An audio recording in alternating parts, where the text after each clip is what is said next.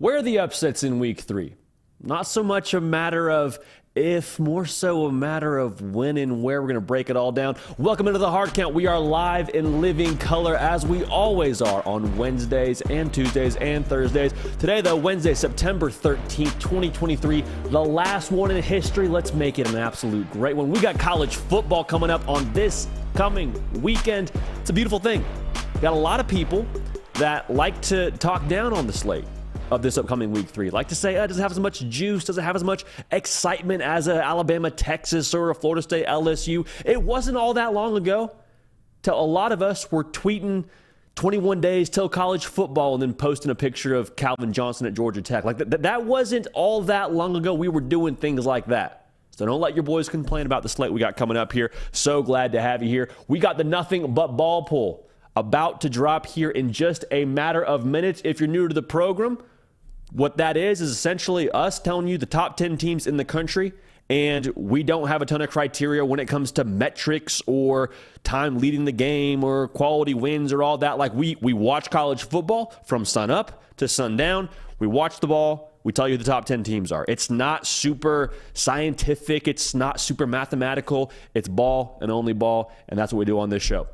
Kyle McCord is now the starting quarterback for Ohio State. He's kind of been the starting quarterback for Ohio State for a little bit of time now, but Ryan Day used some very interesting language saying we're going to make that distinction now as Kyle McCord being the starter going forward. So no more is it Devin Brown going to be a guy that pushes to get the job by Notre Dame or any of that. Kyle McCord is your guy. How does that impact Ohio State? How does that impact the Ohio State offense going forward? Got some thoughts on that. Also, how does that impact Devin Brown? There's more to that story than I think what maybe meets the headlines, if you will. Got some more predictions for you. LSU going to Starkville, Mississippi to play the Mississippi State Bulldogs.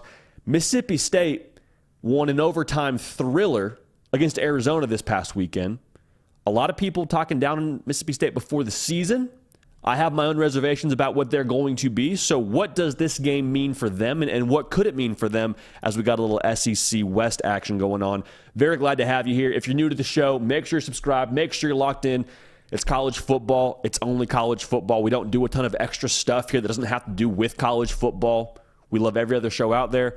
This is ball and only ball. All right, we got a really special community being built here right now. So if you're new and you just found us, welcome. We're glad to have you here. You can also find us on Spotify and on Apple Podcasts if you're more of a podcast person. But here's the deal now. It's Wednesday, all right? For a lot of y'all, it's hump day. This is middle of the week. College football seems a little bit further away than you'd like it to. Let's dial in. Let's dominate this Wednesday. Let's talk some college football here for the next hour or so. And let's have an absolute blast of a time, all right? We love y'all and we appreciate y'all. And let's get this thing rolling, all right? So, who is on upset alert in week 3? If you've been around here for any period of time, you know that this segment that we do on Wednesdays, this is not predicting upsets.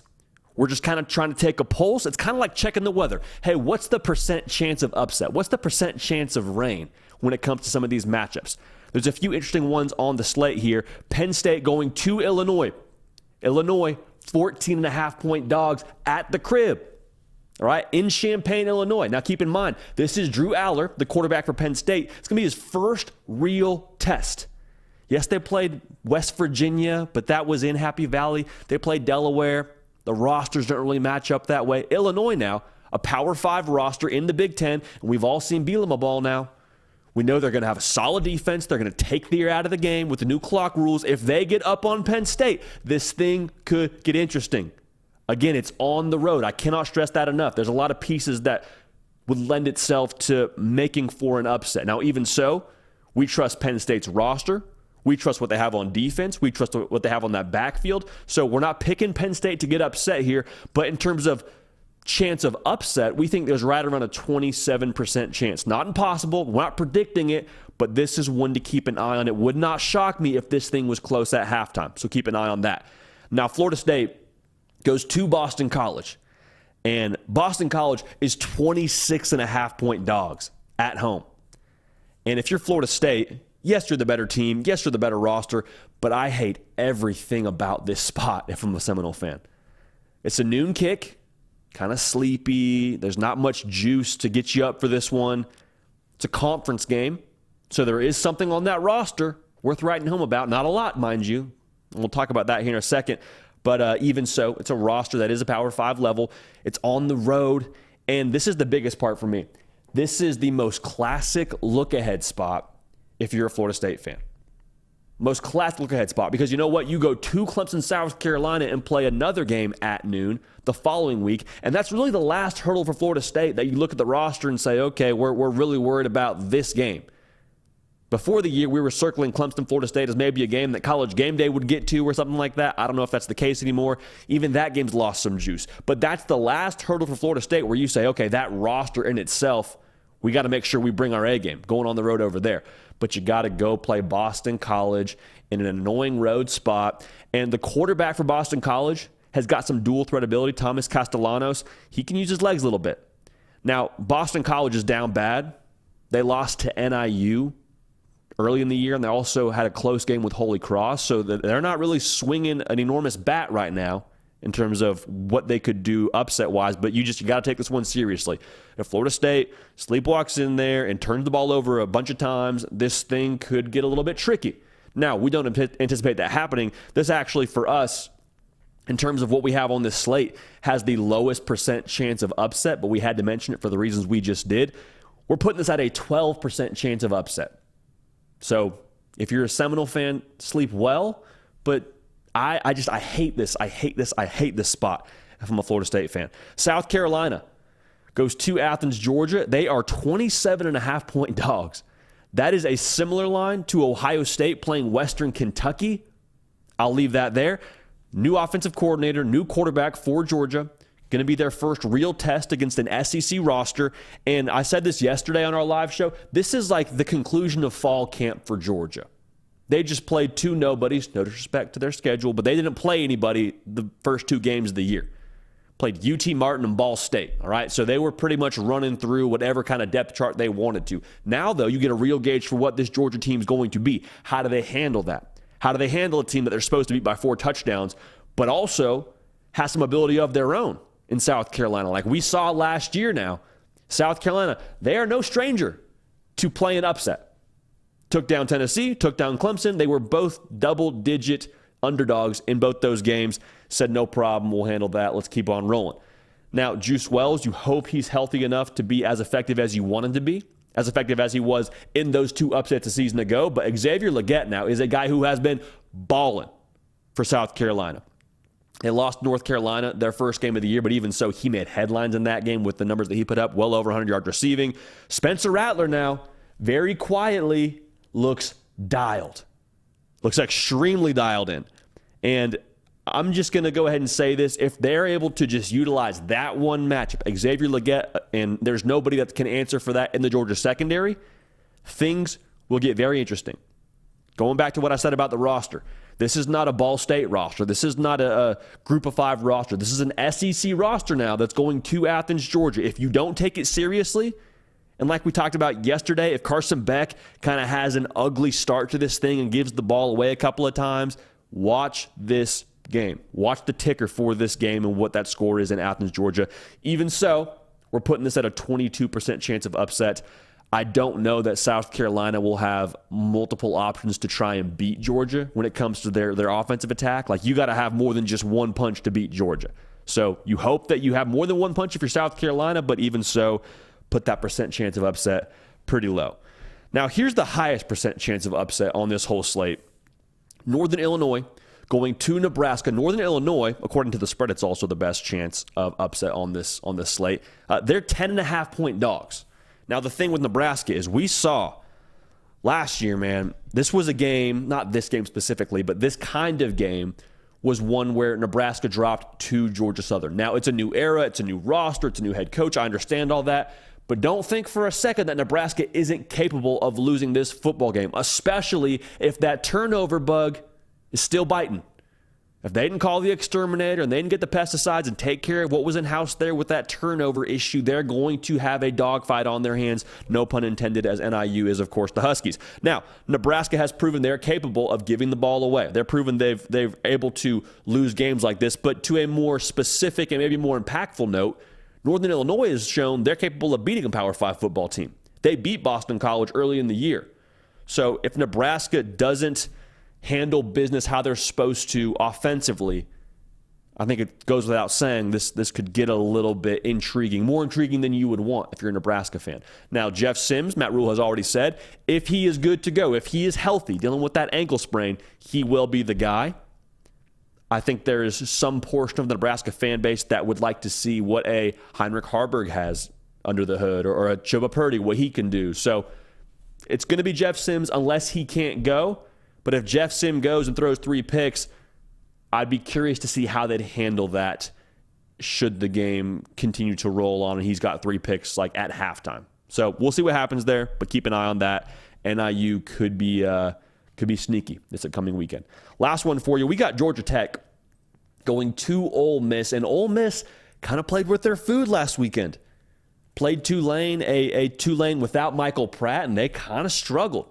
Quinshon Judkins had less than 100 yards. It might have been less than 50 yards rushing. He wasn't really as effective as you would have hoped he would be if you're an Ole Miss fan. Now, for Georgia Tech, the thing that scares you if you're an Ole Miss fan is Haynes King, man. He looks like Haynes King 2.0. Remember that Haynes King we saw in College Station who was turning the football over and they get upset by App State and he just looks like he does not know what he's doing out there? He's been balling so far. Right now, he's got 7 touchdowns, 1 interception, right around 65% completion percentage. He looks dialed in. And so to have him dialed in as a passer and also have that freakish athletic ability, that can give a defense problems now. Especially if Jackson Dart has some issues turning the football over and they're not as effective as they want to be running the football in this game. Keep an eye on what could happen in this one. I think that's a good one to look at if you're looking for a cover there from Georgia Tech. But even so, put this one right around 31% chance of upset. I don't know if I told y'all that we got Nebraska NIU at 38% chance of upset, to backtrack there as well. So all that's to say, a lot of games on the slate here where there is upset potential. Again, we don't make a prediction here. We just kind of use like a forecast and give you the percent chance, and we go from there. So everyone's saying it's a sleepy slate this upcoming week. They would be wrong, and I think some of those games will give evidence as to why they're wrong based on what happens in those games. Appreciate everybody tuned in live right now. So glad to have you here. Glad to have you tuned in. We talk college football every single day, as y'all already know, but here we got to talk about some of the top 10 teams in the country. Now, here's one thing I will say.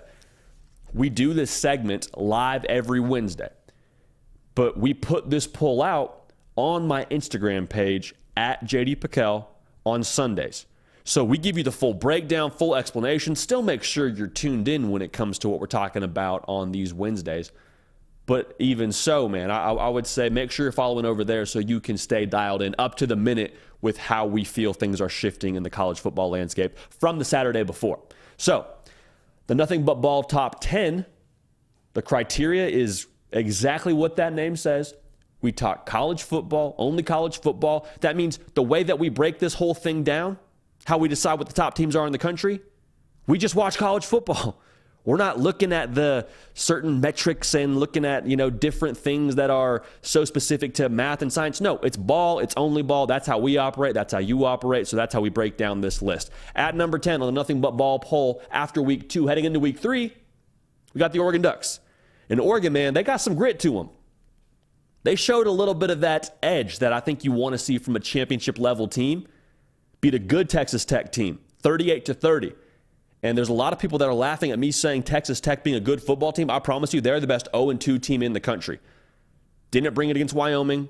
Kind of tripped over themselves. They gave Oregon all they could handle and then some. They are a different team at home. The thing I was impressed with by Oregon, each side of the ball rose to the occasion when it was required of them. Like the Oregon defense has to step up, need to stop, great.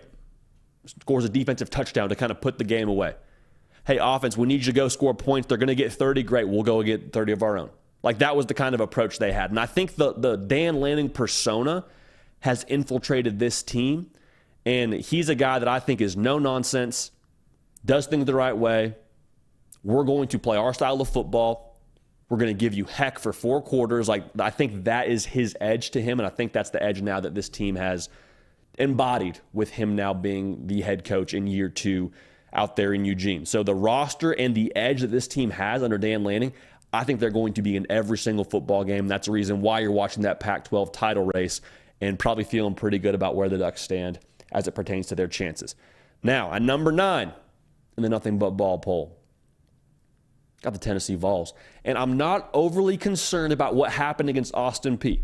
I'm not. I think that was a game you walk out there. You would have liked to have a better showing. You would have liked to see a better stat line early from Joe Milton. Would have liked to see them unleash the ball downfield a little bit more. But even so, that was a huge look-ahead spot with the game at Florida this coming weekend. It would not shock me at all if Tennessee just kind of gathered themselves, went out and took care of business in the swamp, and all things were very much so calm in Knoxville the next day after Florida. Maybe not calm, but they feel a lot more calm about their football team than how they feel right now about Austin Peay. If the vertical pass game starts clicking for them, Tennessee will go to Alabama unbeaten, because that is the key to this entire operation. Now, I understand running the football first is what they want to do. You want to play good defense, but what could really ignite this entire thing is if they're able to hit on those vertical pass game because of what the safeties are creeping up because of what that run game demands. So it's all complementary. I still trust Joe Milton. I'm not selling any stock because of what happened against Austin Peay. For us, Tennessee at number 9 right now in the Nothing But Ball poll. Now at number 8, we got the Notre Dame Fighting Irish. And they got Central Michigan this week. They took care of business at NC State in a very convincing way this past weekend. I just love how they're built, man. They're so balanced. Got a tough defense. They ran the football extremely effectively with Audric Estime. But adding Sam Hartman to this roster, he has been as advertised as the quarterback out there in South Bend. And I know it was NC State. I know it wasn't like they were playing the Georgia Bulldogs, but even so, the engine this team has now offensively with him running the show is just night and day from what they had a year ago. I also loved the edge they played with in this game. Like they were aggressive as all get out. They get the ball with 1 minute to go in the first half. Old Notre Dame probably would have ran the football a couple times. Hey, we're up at half. Let's get out of here. Marcus Freeman says, no, I got a quarterback that can sling the ball around the yard. We're going to go and get points with 1 minute left to go in this half. And that's exactly what they did. So the edge and the firepower at Notre Dame in year 2 under Marcus Freeman with Sam Hartman playing quarterback, paying dividends right now. Week 4 now, when Ohio State comes to town, we're going to learn a lot about the Fighting Irish. So I can't wait for that one.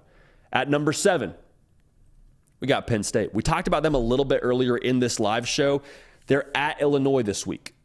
It's a real defense they're going to play against. Don't panic if Drew Aller takes a minute to get going.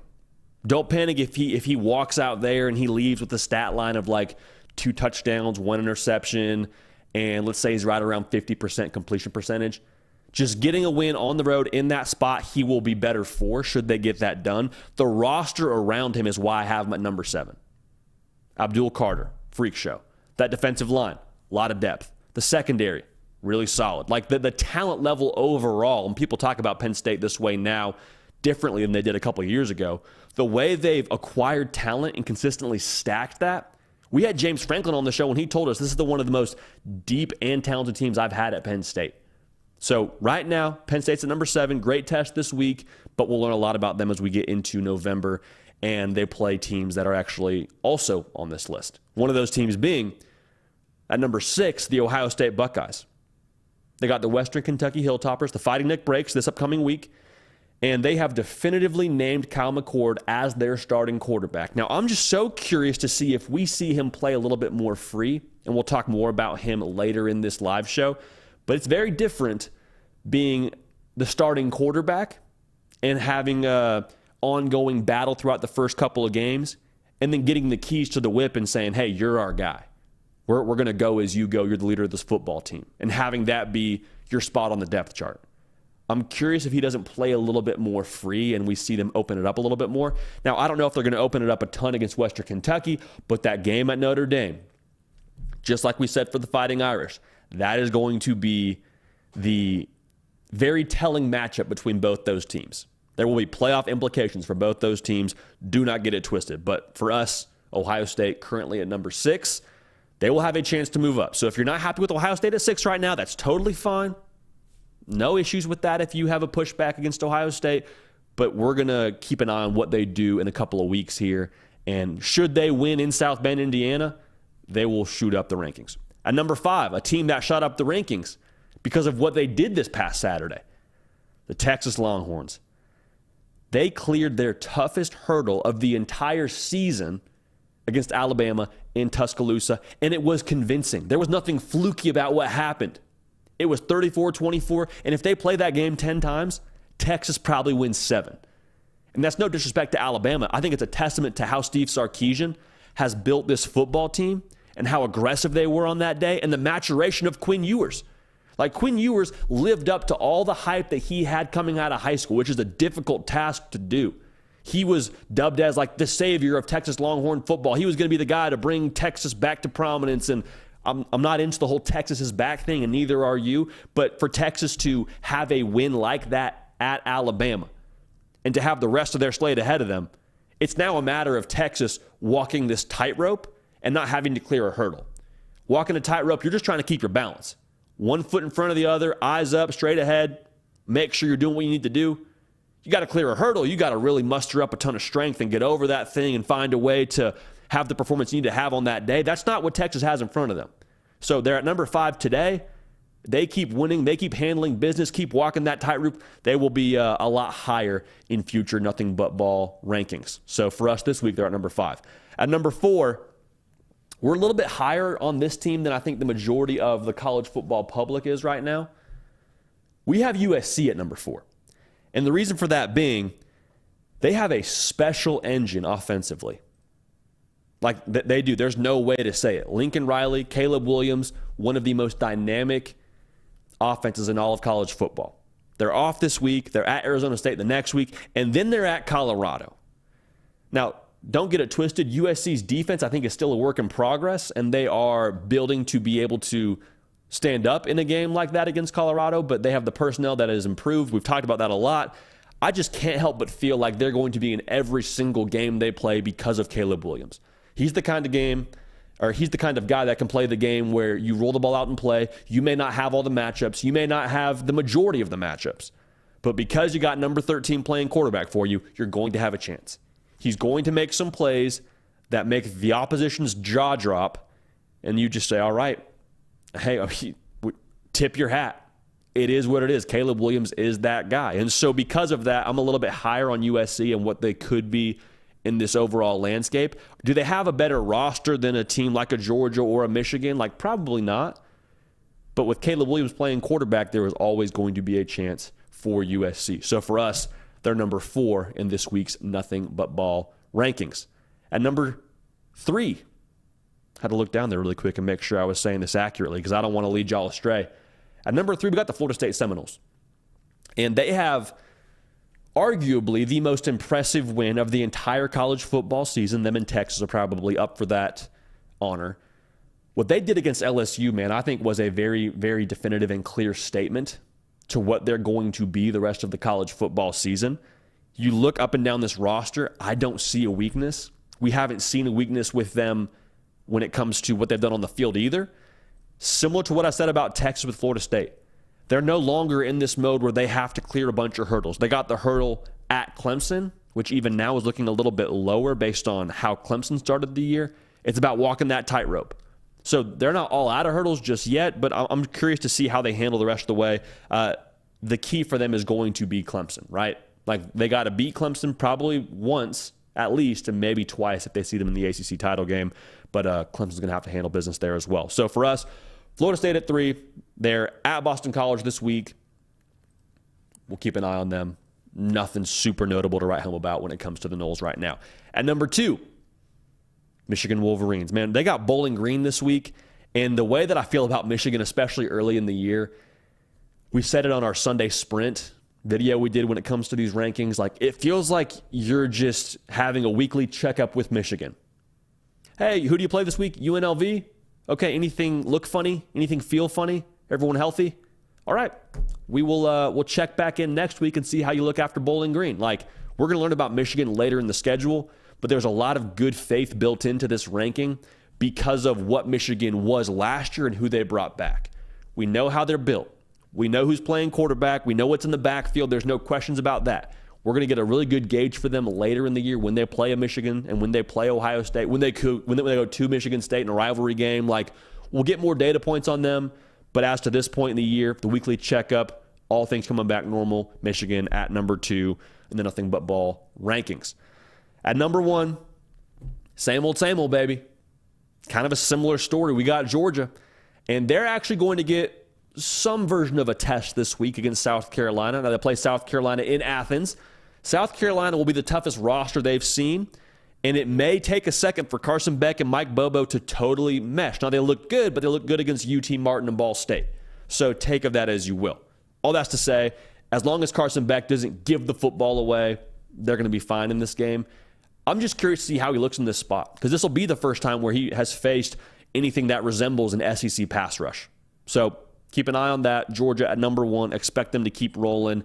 They got to still bring it against South Carolina to get the result they want, but you feel pretty good about where Georgia stands right now.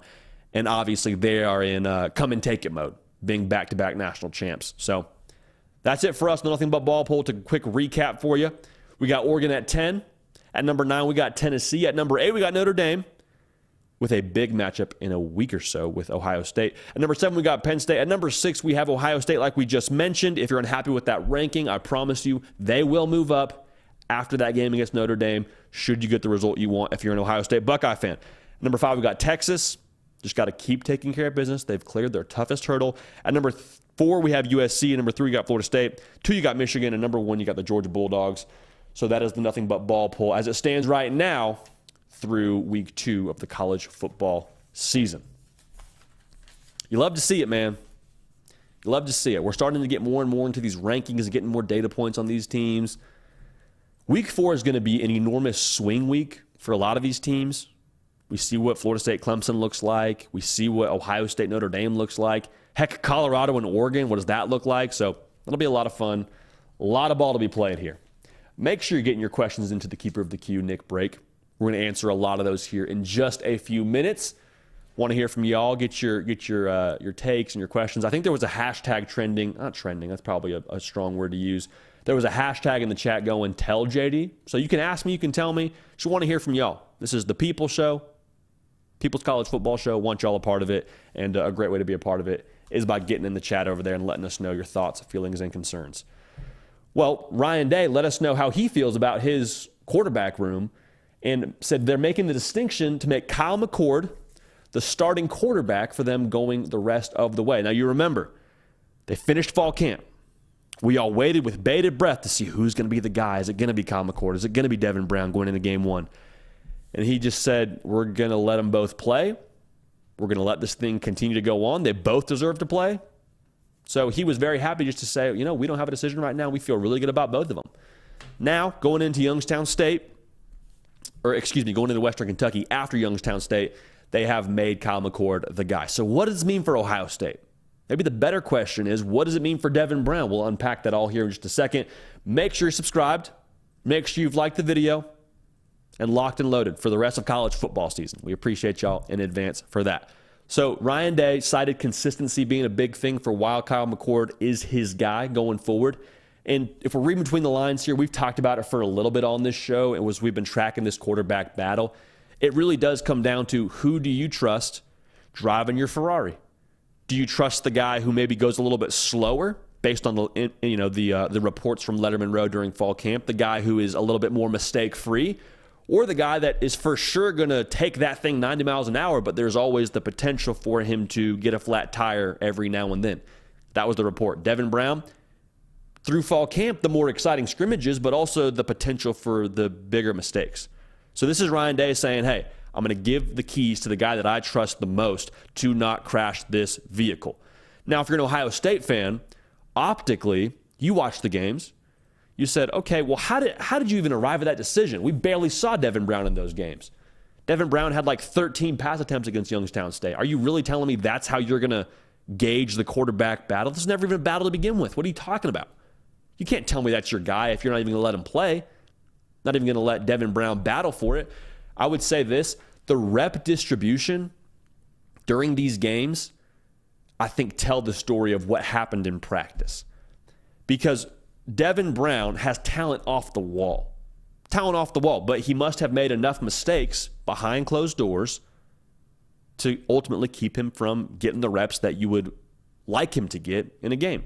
And that's not a knock on Devin Brown. I think this could actually be the best thing in Devin Brown's career long term, but I think you should be encouraged by the fact that Ryan Day is going with the guy that keeps both hands on the wheel and is trusting to drive his Ferrari of an offense. So it's no knock on Devin Brown. I just think the reps that were got in the game could be misleading because of what was happening behind closed doors in practice. Like I would be enormously surprised if the reps were divvied up much less than 50-50 between Kyle McCord and Devin Brown as this thing wore on through fall camp and into those first couple of games. I think Kyle McCord earned his reps. I think Devin Brown earned his reps, and I think that's why you saw the decision that you saw. So there's also a thought that Kyle McCord is getting this job based off of seniority. Hey, he's the older guy. He's waited his turn. Why don't we throw him a bone and make him the starting quarterback? Maybe that's a factor. You know, maybe there's a piece of that played into it to start. But I'll just say this. Kyle McCord getting this job is definitively him being the better quarterback for Ohio State to go win football games. Like, if he wasn't the best option for them, he would not be the guy. The reason why I know that is you don't think Ryan Day feels the weight of the world on his shoulders with what's happening against Michigan the last 2 years? You don't think Ryan Day is just fuming every single time he reads that quote that Jim Harbaugh's talking about him being born on third base and acting like he hit a triple? Like, you don't think that keeps him up at night? That kind of lights the fire for him a little bit every single day when they go out to practice? There is nobody on the face of this earth that wants to beat Michigan worse than Ryan Day. I promise you. I promise you. So if he's saying Kyle McCord gives us the best chance to do that, he is doing that with his best interest, with the interest of this team in mind. So it's not a thing like, hey, we just trust him because he's been here longer. No. He's saying he gives us a chance to go and beat that team. Doesn't call him Michigan. He makes sure he says the rivalry game or that team, whatever kind of label you want to put to it. And we're going to go ahead and get it done because he's our guy.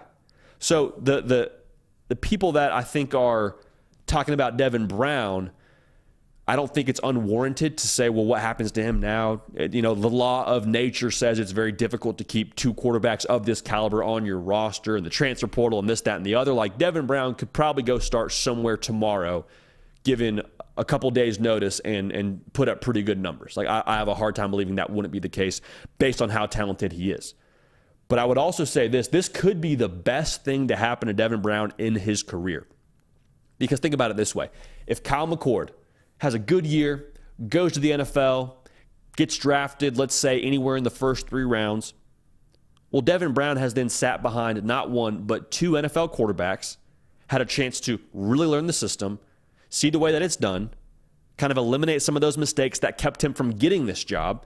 And by the time he's the guy, he is all that you had hoped he would be when it came to him fighting for the job this upcoming year. So Devin Brown, I think the stage is set for him to have a year behind Kyle McCord, wait his turn, trust the process. I mean, Ryan Day has set this unofficial standard for quarterbacks at Ohio State. If you play quarterback for the Buckeyes, you will be a Heisman finalist, you will be a first-round draft pick. That's kind of the way it works.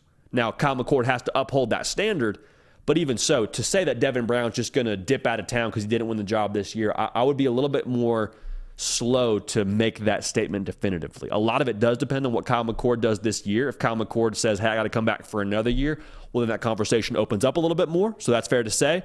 But if he's able to sit behind 2 NFL quarterbacks 2 consecutive years, that could do wonders for his maturation. Also, you're always a play away. That's always going to be the subplot for these guys, always going to be a story when you're the quarterback at Ohio State or any high-profile institution. But for Devin Brown, I think that's very legitimate. Also, think about it this way, too. If Kyle McCord does struggle, there's not a lot of other places in the country short of LSU where you look at the backup quarterback and say, he does give us a pretty good chance to win the football game.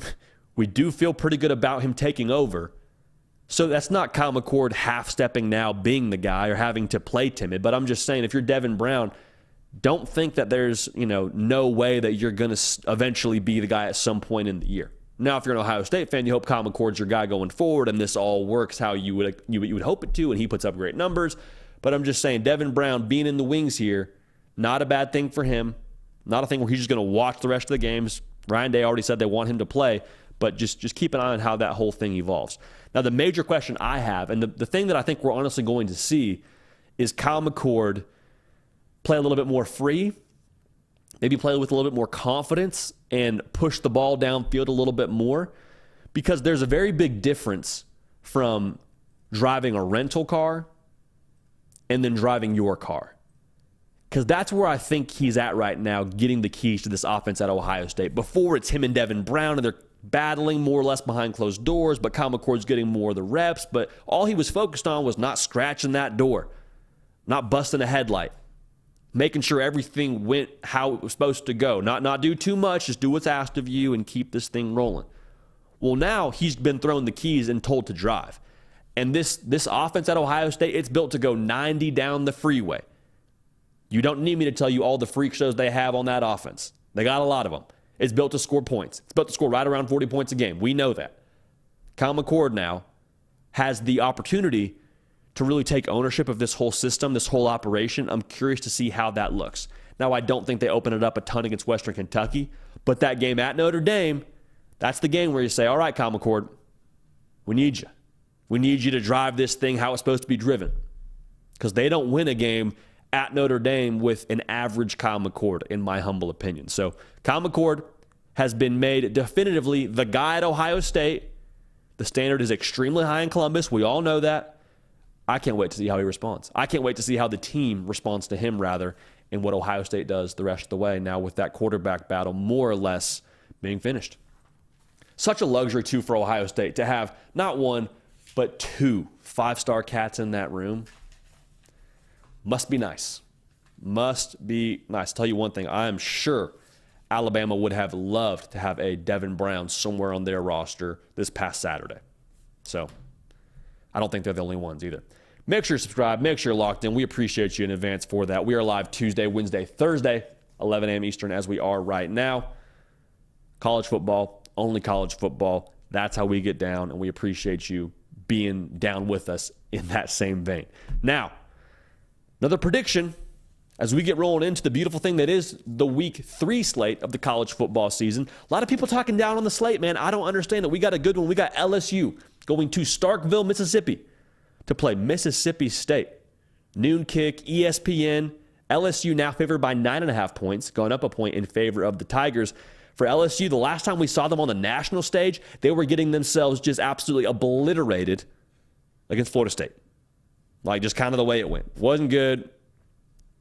We got to see them get back on track here. They beat Grambling last week. We got to see them play an opponent with a more substantial pulse, a Power 5 team, an SEC West team, get back on track, kind of pack it in here, get everything headed the right direction. Now, for Mississippi State, this is a chance for them to make a statement. Because a lot of people with the microphone, myself included, have our reservations about Mississippi State.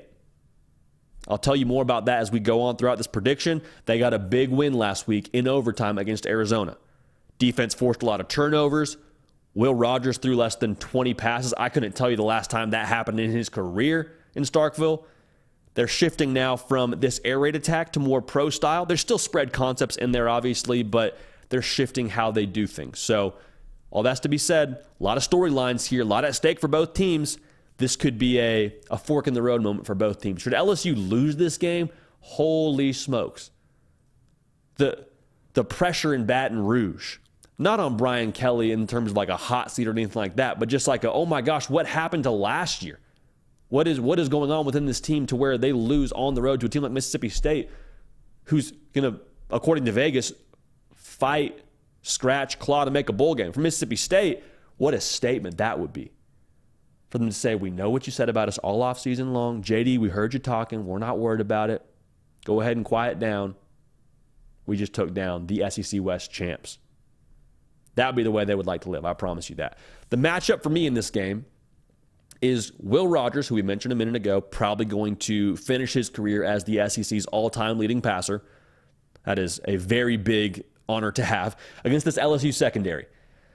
Like I said, last time we saw this LSU secondary, They got 342 hung on them from Jordan Travis and company at Florida State. Now, Florida State, they got some more toys at wide receiver that I don't think Mississippi State has.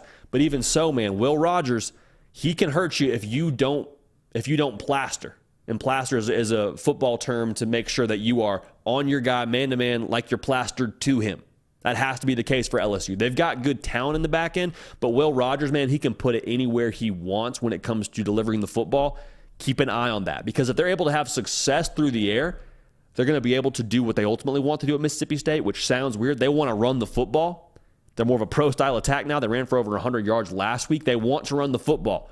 But I think Will Rogers being able to keep that box honest and keep that safety play right around 10 yards, 9 yards, that's going to be how they do it. Even so, I don't love the front seven matchup from Mississippi State, but that would be how they'd be able to create some opportunities in the run game and have some balance.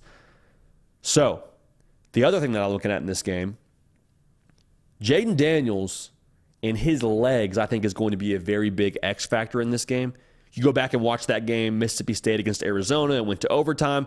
A different Jaden for Arizona. Jaden DeLaura made a lot of plays with his legs. Didn't really show up in the box score quite as much. Didn't have a great stat line, but you could tell when you watched him on tape, when he broke contain and got his eyes downfield, a lot of good things happened for Arizona.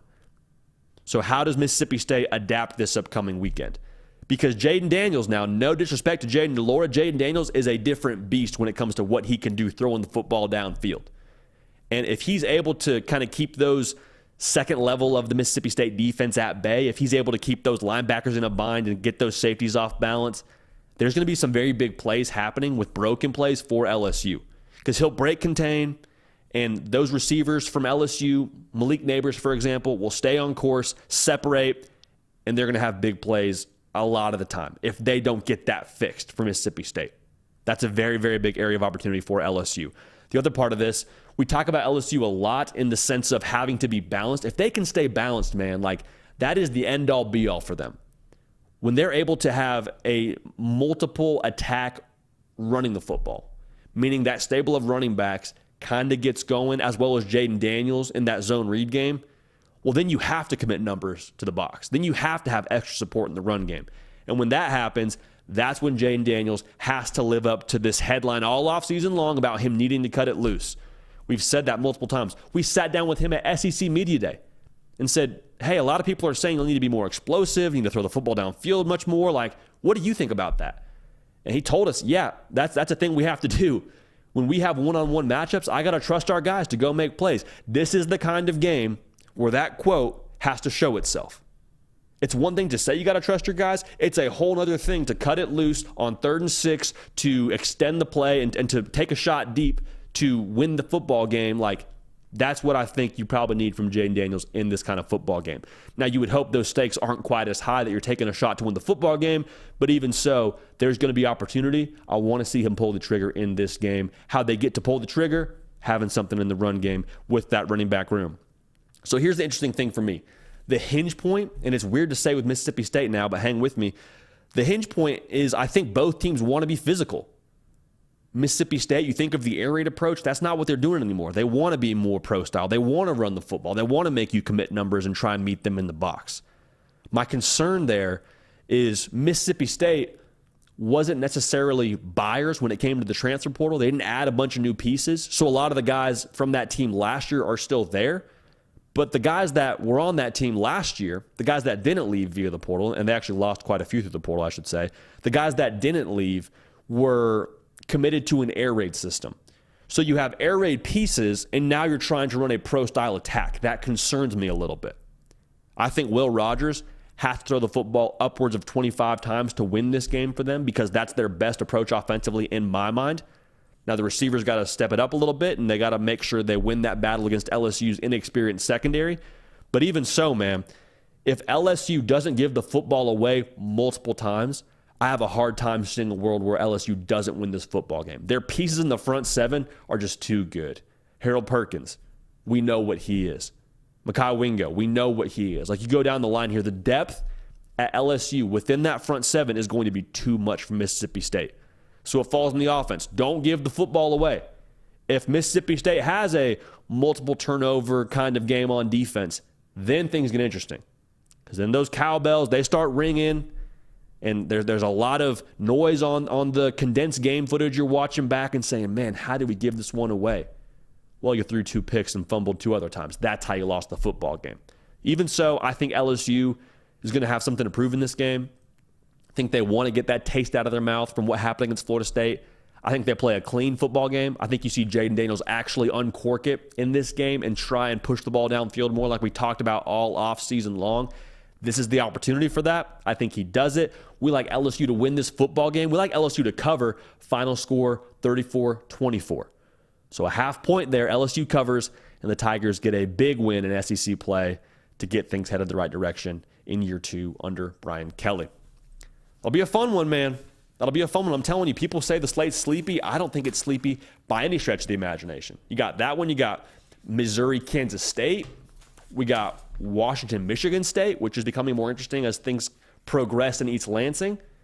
Keep an eye on that one now. Keep an eye on that one. Also, if everyone could like the video, we greatly appreciate it. We got a nice little streak going now. Almost 20 shows in a row of 100 likes before we get off the air. So we're at 58 right now. If everyone that's watching right now could like the video, we'd be well over 100. So we'd appreciate that if y'all would go ahead and take that upon yourself to keep that streak alive. Let's get it over 100. All right, now, let's get to y'all's questions and thoughts and concerns. I want to hear from y'all.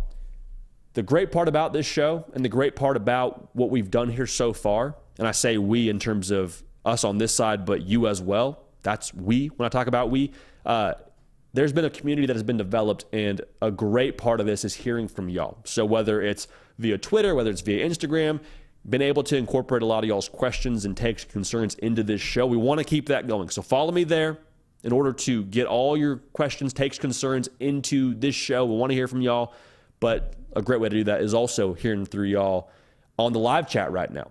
So to break it down via the live chat, producer for the Hard Count, heavy lifter extraordinaire, Nick Brake. Nick, how we doing, brother? What's up, man? You're looking good. People on the podcast are missing out. I say it all the time, man. They sure are. It is what it is. Hey, first question. JD, I think I know. Nothing? You're not giving me anything there? I say you're looking good. You're just, all right, first question, bro. No problem. What do you want me to say, man? Just like, yeah, I woke up. I feel good. I look good. Yeah, I woke up showered, like this. I did not brush my hair this morning. Okay. Well, brush my teeth. Put on this old On3 Elite Series. Looks good on you. I'm just saying, ready, man. I'm just saying. Okay, this question has been asked 3 times. We're off to a hot start here. We are, man. Gavin really wants to know, JD, Georgia or the field? For the national championship? Yes. Before the season, I would have said Georgia. After seeing Texas, after seeing Florida State, I have a hard time not going with the field right now. And that's not really fair because we haven't seen Georgia play anybody just yet. We'll ask me again week 6, and we'll have a better answer for you. Nick, I have a hard time not going with the field right now. I mean, Texas looked awesome. You had Florida State in your playoff preseason, did you not? That pick looks real good right now. Sure did. Notre Dame looks good. Like, there's a lot of teams here where I'm like, oh, boy, I don't know if I want to see them in November. I don't know if I want to see them in January or New Year's Eve when there's the college football playoff. Like, that would make me nervous, personally.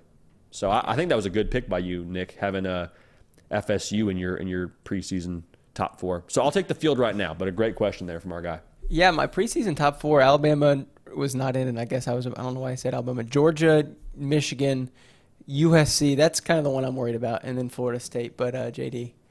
They're going to have a chance. Dude, they're going to be dangerous in every game. I really believe that. Yeah. I really believe that. We'll see. We're about, sorry to interrupt you, Nick. We're about 22 likes away from 100. If y'all could just get us over 100, we would appreciate that greatly, and we'll keep this streak alive as we are almost 20 shows in a row. So, not concerned. Y'all will do it. Thank you in advance. Just wanted to get that plug in there for everyone tuned in. Okay. Good point. Next question. Rocky Top Tom. Ask JD, more impressive that Texas decimated Bama and Tuscaloosa, or more shocking that Colorado hasn't beaten anyone worth anything, but is still being hyped like corned beef for the storyline? That's I don't know that expression. That is bait. That is bait for sure, Rocky Top Tom. I mean, I think Texas was extremely impressive. Like, for them to go in there and win by 10, people were saying things like that, like, hey, Texas by 10 in Tuscaloosa. And, I mean, there was a path there, I guess, when you look at the matchups and how it could happen. But, like, I was so impressed by the lines of scrimmage from Texas. Like, that was a game where Texas probably could have scored another touchdown at the end of the game if they wanted to. That was a game where Texas was the one that was pushing on the final drive to keep picking up first downs. And, I mean, to be able to have that kind of showing in Tuscaloosa, not in Austin, in Tuscaloosa, I was really impressed by. Now, Colorado, credit Colorado, man, because there's been a lot of talk all offseason long, and I took part in that of like, hey, it's going to take some time. Going to take some time for Coach Prime. They got some talent, yes, but that's a brand new roster. Let's give them a minute. And they said, take your minute back. We don't want it. We're going to go ahead and start out 2-0 and have College game day coming for Colorado State. So that's how we feel about that. I'm impressed by both, but I think Texas is more impressive just by the nature of how they got it done. Okay, yeah. You know? Yeah. This next question is good. Well, now I've got to find it. JD, you mind plugging the likes one more time? Not at all. If we get over, I mean, we're what, less than 10? Yeah, if y'all could like the video, that'd be tremendous. We appreciate you. Also, if you could follow me on Instagram and on Twitter, not just because I appreciate the follows, but I mean, actually that helps us kind of solidify this community. Tell a friend, lock in. We got ball Tuesday, Wednesday, Thursday, 11 a.m. Eastern. It's college football. It's only college football. It's none of that stuff where you have to wait for like another segment of the college football world to get talked about. We're not hitting NBA. We're not hitting NFL. Just college football. All right? So lock it in. Thank you in advance for being locked in and for following us on those socials as well. JD, 5 blocks away, Nick. How about that? We're not just Six. college football. We do talk a lot of kickball during this last segment. That is true. But, JD, you did give me enough time to find the question I was looking for. Jaden asked a good one. Joe and the Tennessee wide receiver corps had a slow first half. What does a slow start look like this week in Gainesville? Looks different than last week. That's for sure. Because the thing for Florida is they would prey on a slow start. Like the thing with Utah and how they beat Florida. Yes, Florida had their own issues and they shot themselves in the foot. But that first play, deep shot to Money Parks, at that point in time, when they scored on the very first play, 70-yard bomb, see you later, like at that point, Florida's game plan started to go out the window. Because then you can't play game control. Then you can't play, okay, run the football and play good defense because you're already down a touchdown. You got to start to match scores. Now, a big part of that also is you can't panic if you're Florida and you go down a score. But even so, like a slow start for Tennessee would be playing into Florida's hands. I said it before, I'll say it again. If they can have a quick start, if they can hit on a few deep passes early, that's going to build confidence for Joe Milton. That's going to build an edge for Tennessee. They're going to start to feel a little bit lighter with the burden of 20 years never won in the swamp on their back. Like that's going to be, it's going to kind of unravel pretty quickly if they're able to get something going there in the pass game vertically right away. So that's a very, very big part of it, Nick. Can't start slow. Can't start slow if you're Tennessee. Yeah, absolutely. Biggie Bull asked, JD, why is Ohio State such a plug-and-play quarterback system, but they get in the NFL and they don't bring Starlight to their teams? Yeah, that's a fair question. I think there is some wait and see with Justin Fields and what he is. Truthfully, I haven't watched an NFL game since the Super Bowl, so... And I guess we've only had one It's only week, been like so I guess 12. that's not really a great comp. I watched the Super Bowl and maybe nothing else last year when it came to the NFL. I'll track it, but I think one thing you got to look at for Ohio State is the lower half of the Big Ten is not extremely difficult for Ohio State with the way they recruit. And I think that's probably the biggest piece you talk about with Ohio State is how well they've recruited across, the receiver position and the line of scrimmage and the running backs. Like, you walk in there as the quarterback, and you're probably highly recruited already for the quarterback, and you have got a lot of pieces to work with. I mean, you're throwing to Marvin Harrison Jr., you're throwing to Emeka Egbuka, you're throwing to Jack Smith and Jigba a season ago. Like, those are pieces that definitely can help the stat sheet and make your job a lot easier. But also, I mean, they just recruit good quarterbacks, Nick. Like, they've recruited elite talent year in and year out, and it kind of compounds on itself. So I think, the whole question about the NFL is just kind of a matter of having the right guy to do it. I mean, you could say the same thing about Alabama a couple of years ago when Alabama was recruiting really well and winning all these national championships, but you're like, well, it's Jacob Coker. Well, it's Blake Sims. Like, why isn't there anybody in the NFL doing it for Alabama? And then now you've got, 3 or 4 guys that are all starting spots for NFL teams. So curious to see how this looks in a couple of years for Ohio State, but I think it's really just a matter of time. I don't think it's a thing internally where Ohio State's not, preparing these guys to go be successful in the NFL. Yeah. Absolutely. JD, how many more you got? Let's go 2 more. Okay. Let's go 2 more. Let's get over 100 likes. I'll say this. Let's get 1. If we get over 100, we'll go 2. Okay. We Sounds got 3 good. likes left. So Well, thank you in advance for getting that. Matthew, this is a new Person asking a question. Welcome, Matthew. Love it. Ask JD, what was your thought on Wisconsin, the Wisconsin game? I thought that there were questionable calls at the end of the day. A good game for WSC. Yeah, for Washington State to beat Wisconsin. I mean, I was extremely, extremely high on Wisconsin going into the year. I don't think a ton of new things about Wisconsin. I just think it's going to take them a little bit longer to mesh. So hats off to Washington State. They got a good quarterback in Cam Ward. Like, it wasn't like Washington State's just trotting out there with nobody.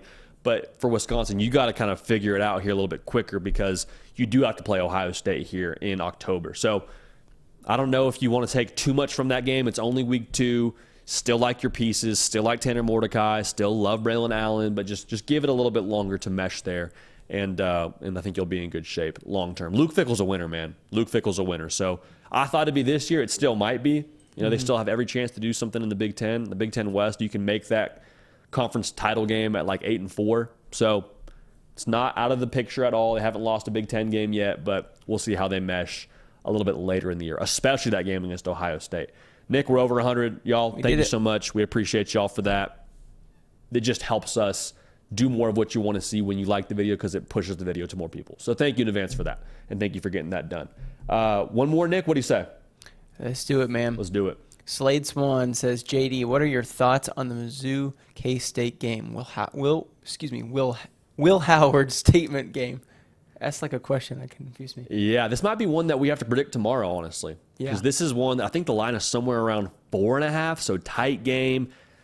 Definitely a statement kind of game for Will Howard and company.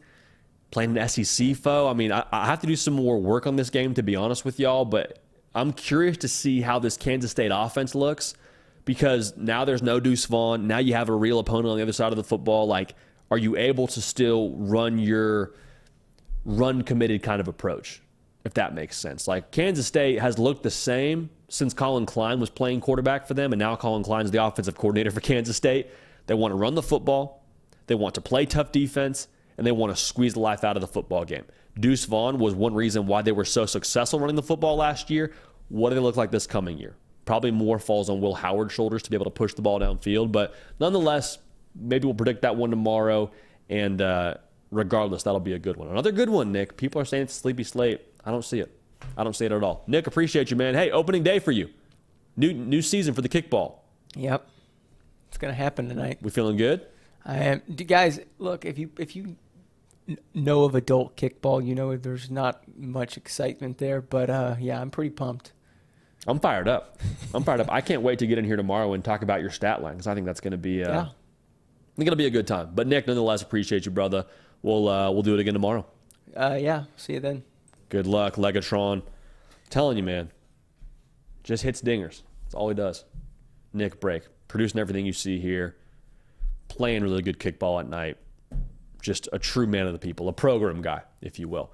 Appreciate y'all being tuned in. We are live tomorrow morning, same time, 11 a.m. Eastern. Tell a friend, bring them with you. Say it's college football season. I need you locked in. This is how we're going to lock in together by meeting with this community, being a part of this program, and getting ready for the college football weekend. We love y'all. We appreciate y'all. We will see y'all tomorrow morning. We're going to keep this party rolling. We will see y'all next time.